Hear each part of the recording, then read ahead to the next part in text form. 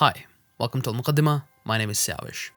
Recently, after the death of Queen Elizabeth II, a debate has been revived. A lot of people are demanding that the British should return the Kohinoor Diamond to its original owners. Here's my 2 cents. As someone from Pakistan, which was a part of British India, well, they shouldn't.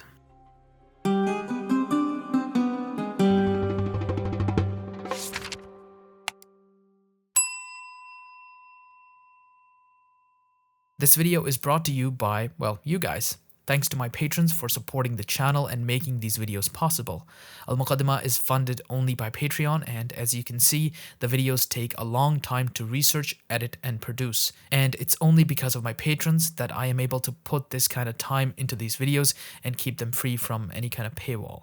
So if you want to pledge $1 or more to support the channel, you can head over to my Patreon. Link is in the description. You can also become a member right here on YouTube. There's some cool stuff that comes with it. Back to the video. First of all, I don't know why we always talk about the Kohinoor. There's so many priceless artifacts that were taken from us. Pieces of our history that represent us and our growth as a civilization. Why do we never talk about anything other than the Kohinoor? Why do we never talk about them? Let me give you a quick history lesson. The Kohinoor is one of the largest diamonds in the world. It was probably found in a cave in southern India in the 12th or 13th century. It was then taken by the Muslim Delhi Sultanate during an invasion. There it sat for something like 3 or 4 centuries. It was probably mentioned by the first Mughal emperor, Babur, who talks of a remarkable diamond sitting in the treasury, which could be the Kohinoor, but if it was, it somehow traveled back to the south and was gifted to the 5th Mughal emperor, Shah Jahan, by someone from there. Shah Jahan was the one who founded the city of Old Delhi, or Shah Jahanabad. At the center of the city was the Red Fort, the seat of the emperor, and at the center of the Red Fort was the Peacock Throne. It was a throne with a roof laden with an unbelievable amount of jewels and gems. It cost 10 million rupees to produce, which was twice what the Taj Mahal, also built by Shah Jahan, had cost. This image of extravagant displays of wealth and absolute power is what European visitors brought back from India, resulting in the coinage of the term Mughal from Mughal. From there, it went to Iran. By 1739, the Mughal Empire was weak. It had declined due to weak rulers and infighting. At that time, the Iranian emperor Nader Shah invaded India. He looted everything in his path and sacked Delhi. He took, among countless other treasures, the Peacock Throne. It's even said that Nader Shah gave it its current name, Kohinoor, meaning the Mountain of Light.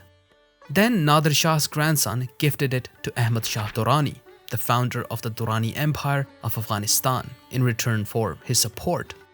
Now, Durrani's grandson, in turn, gave it to Maharaja Ranjit Singh of the Sikh Khalsa Empire in return for his support. So, it came back to India in 1813 and was housed in Lahore. Maharaja Ranjit Singh used to wear it as an amulet.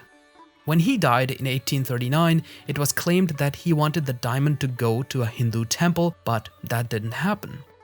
After the Anglo-Sikh Wars, of which there were 2, the diamond was ceded to the British. There's a specific clause in the treaty that mentions that the diamond must be surrendered to Queen Victoria. It was then exhibited in London to show the British public the trophy of their victory over the Indians. The diamond was recut by Prince Albert, the husband of Queen Victoria, which brought its weight down considerably. According to some sources, Victoria didn't like wearing it because of how it had been obtained. These days, it sits in the Queen Mother's crown, which was last worn by Queen Elizabeth, the mother of Queen Elizabeth II.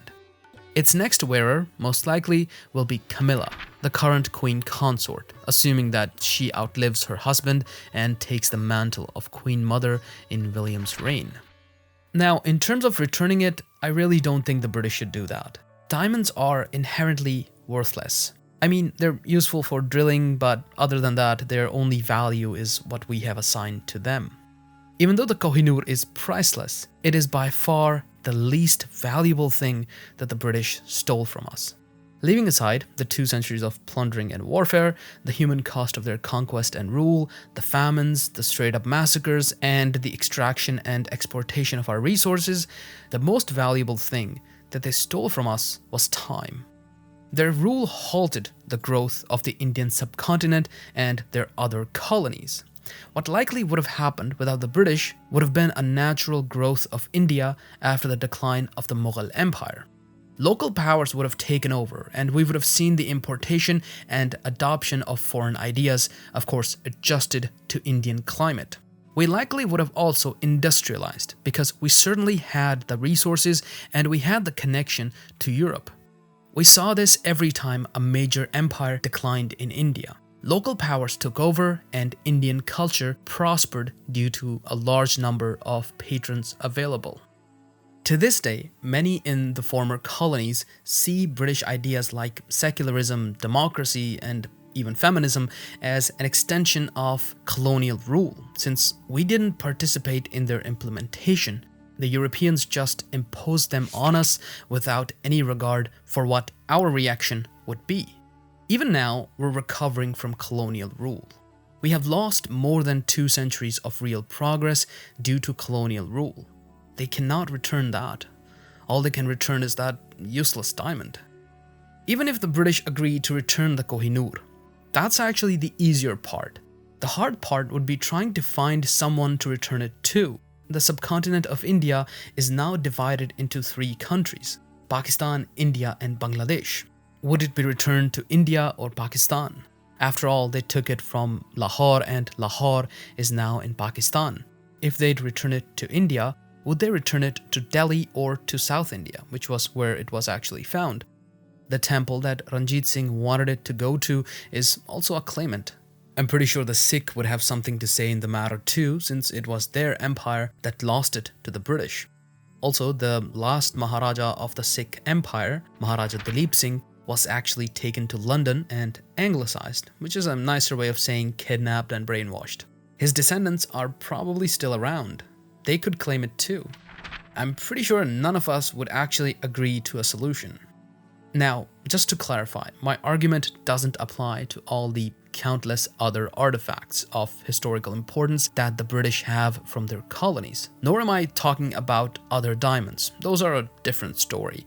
I'm simply talking about the Kohinoor, which I'll say again is inherently valueless. The British keep it as a trophy, and I think they should keep it as that. It should serve as a reminder of what they stole from us, which wasn't just a diamond. What they stole from us cannot be returned, and so there's really no point. Of course, there are other artifacts that we should want back. They have countless items from Indian history. There's folios commissioned by Mughal emperors sitting in the British king's private collection, for example. Items from the colonies are sold in private auctions and they fetch millions of pounds every single year. They have the throne of Maharaja Ranjit Singh on display in a museum. They didn't even return the mortal remains of Maharaja Dalip Singh. He's a Sikh who's buried on the grounds of a church. Why don't we start with that? Why don't we start with bringing him home and giving him the funeral that he deserved, rather than pine over a useless piece of crystallized coal? See you next time. Don't forget to subscribe and press the bell icon. On the screen right now, you can see the names and tiers of the patrons. You can join them by pledging $1 or more to support the channel. Thank you for watching.